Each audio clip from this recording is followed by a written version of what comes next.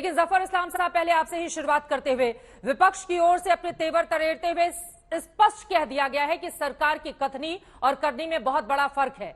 2004 से 14 तक के आंकड़े भी वो गिना रहे हैं, जब जीडीपी की ग्रोथ रेट वो बता रहे हैं 6.8% था, और 2018 से लेकर अब तक की स्थिति 3.01% की है।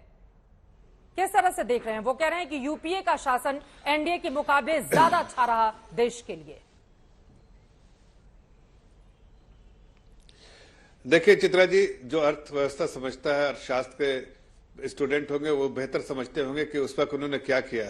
मैं आपको 2-3 आंकड़े देता हूं। जैसे इंडस्ट्रियल इन्वेस्टमेंट ग्रोथ देखिए, जब 2004 में जब हमारी सरकार खत्म हुई थी उस वक्त जो था, और जब किस लेवल 24% पे था, और जब छोड़ा 2000 उन्होंने सरकार छोड़ी तो 1.4% पे था। उससे समझ में आता है कि जो हमने अच्छे काम किए थे 98 से 2004 तक के, वो उसका उन्होंने फायदा उठाया 2004 से 2009 तक। 2009 के बाद से सीधे नोज डाइव हुआ और देखिए 1.4 पे छोड़ा।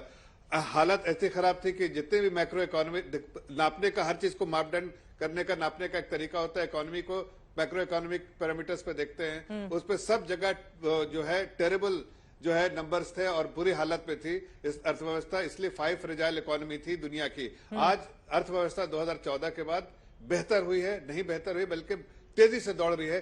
इसलिए जब दुनिया के परिप्रेक्ष्य में देखते हैं तो दुनिया में कंट्रैक्शन हो रहा है, मतलब जो ग्रोथ जो है, जो मोमेंटम है वो सिकुड़ रहा है और देश जो आगे बढ़ रहा है। ये अपने आप में एक मिसाल है कि इन्फ्लेशन से जूझ रहे लोग, 5 टॉप की दुनिया की इकोनॉमी जो है उसमें हिंदुस्तान एक है। और आप देखिए जो ग्रोथ रेट उसका देखा गया, बेस लेवल कुछ भी हो, ग्रोथ मोमेंटम जो देखा गया है वो सबसे ज्यादा जो है इंडिया में 6 पॉइंट, अभी आज की रिपोर्ट है IMF की, लेकिन हमको ये लगता है उससे ज्यादा होगा। लेकिन पूरी दुनिया भी आज देखिए तो सबसे तेजी से अर्थव्यवस्था देश की बढ़ रही है। आप देखिए उन्होंने जो वादे किए थे, अगर इतना ही ग्रोथ था तो वादे किए थे बिजली से, एक सेकंड, जितने ही वादे किए थे चित्रा जी, तो आपने खुशहाली आनी चाहिए ना, एक सेकंड खुशहाली आनी चाहिए ना। बिजली, सड़क, पानी, जो छत देने का वादा किया था कुछ तो दिया नहीं।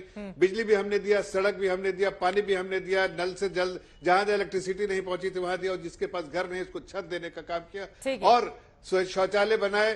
अब ऐसे बहुत सोशल सेक्टर्स में काम किया। बजटरी एलोकेशन सबसे ज्यादा इतिहास में बजटरी एलोकेशन जो है सोशल सेक्टर का भारत की सरकार, जफर इस्लाम साहब के शब्दों का लब्बो-लुआब यही है कि देश में अगर अच्छे दिन आए हैं तो वो बीजेपी सरकार की देन है। और आप लोगों ने भी बड़ा स्मार्टली एक आंकड़ा फेर दिया, मतलब 2018 से लेकर 2022 तक के आंकड़े सामने रख दिए और अपना पूरे 10 साल का जीडीपी ग्रोथ गिना दिया। इनका भी पूरे 8 साल का कार्यकाल का लेकर आते हैं और वो कह रहे हैं दुनिया की अगर 5वीं सबसे बड़ी अर्थव्यवस्था हिंदुस्तान बन चुका है। विपक्ष को ये बातें समझ में नहीं आती हैं क्या? चित्रा जी, बिल्कुल विकास हुआ है भाजपा राज में, और वो ऋण का विकास हुआ है। जो 70 साल में सारी सरकारें नहीं कर पाई, ये 9 साल में भाजपा की सरकार ने करके दिखा दिया। 70 साल में मिलके सारी सरकारों का जो टोटल ऋण था 55 लाख करोड़ का था, और आज ये सरकार ने 9 साल में 100 लाख करोड़ का नया ऋण ले लिया। 15 लाख देने का वादा था और 100 लाख ऋण दे के चले गए। तो विकास तो हुआ है, पर ऋण का विकास हुआ है। एक बोलते हैं, क्योंकि जफर भाई इकोनॉमी को जानते हैं, डेट टू जीडीपी रेशियो की जो बात होती है, वो इमर्जिंग मार्केट है, India is one of the emerging market. वहां पे जो औसतन 64% है, यहाँ पे इंडिया में 83% है। इसका मतलब जिस प्रकार से हमारा ऋण बढ़ा है उसके प्रोपोर्शन में हमारी जीडीपी इंक्रीज नहीं हुई। तो मेरा ये कहना है कि देखिए, आंकड़ों की मायाजाल में पूरे 9 साल तक इन्होंने देश को फंसाए रखा। 15 लाख अच्छे दिन, बेरोजगारी, 2 करोड़ रोजगार, नौकरियां। आज हम देख रहे हैं बेरोजगारी का दर सबसे हाईएस्ट है, 8% के ऊपर जा रहा है। मैं अभी महंगाई की बात करूंगा, पूरा साल चित्रा जी महंगाई का जो एक जो रेंज होता है आरबीआई का 4 to 6% का, महंगाई उसके ऊपर ही रहा है, 8% से ज्यादा भी रहा है। आज जो इकोनॉमिक सर्वे भी ये दिखा रहा है कि अगले साल में भी महंगाई जो है 6% से ज्यादा रहने वाली। आज जो रिटेल लोग, हमारे जो कॉमन मैन ये डिबेट देख रहा होगा, आज अगर किसी को नया मकान लेना है तो आप देखिए कि बैंक के जो इंटरेस्ट रेट कितने ज्यादा है, क्योंकि इन्फ्लेशन कंट्रोल नहीं, आपने बैंक के इंटरेस्ट रेट बढ़ाए। तो आम आदमी के ऊपर जो महंगाई की मार है वो कम नहीं हो रही है, देश के ऊपर ऋण बढ़ता जा रहा है, बेरोजगारी बढ़ रही है, महंगाई बढ़ रही है। तो विकास किसका हुआ? आपका ही विकास विकास हुआ। अभी आया था जो कॉन्सेंट्रेशन ऑफ वेल्थ है इंडिया ठीक में, है। वो जो तबके के जो 10% लोगों के पास है 90% वेल्थ है, यही चीज दिखा रहा है कि आप जो ग्रोथ दिखा रहे हो लोपसाइडेड ग्रोथ है, और जिसका जो सामान्य आदमी है, आम आदमी को उसका लाभ नहीं मिल रहा है। वो आंकड़ों की salary class बाजीगरी हो, में वो फंसा छोटा दे रही है क्या businessman हो, सरकार? छोटा सैयद जफर इस्लाम उद्योगपति हो, साहब, ठीक है। फिर और बार बार इन लोगों का फोकस इसी बात पर है कि आप लोगों की कथनी और करनी में बड़ा फर्क है।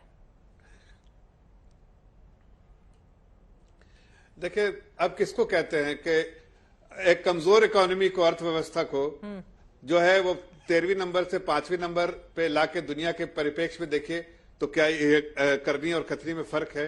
क्या अगर गरीब आदमी के सर पे छत नहीं है, उसको छत देने, शौचालय नहीं है, महिलाओं को उनको मान सम्मान देने का काम किया, उनको चूल्हा घर में जलाने के लिए आंखों से पानी आता था, उनको मोतियाबिंद होता था, उनको चूल्हा दिया, गैस कनेक्शन दिया, सड़कें अच्छी बनवाई, रूरल घर गांव-गांव तक सड़कें बनवाई, तो क्या ये गलत किया था? ये इसमें करनियां कथनी में फर्क है। हाँ, इनके नजर से होगा इसलिए कि 10% कमीशन वाले लोग हैं कि देश में 47 से 2006 तक सिर्फ 18 लाख करोड़ का बैलेंस शीट था नेशनलाइज बैंक का।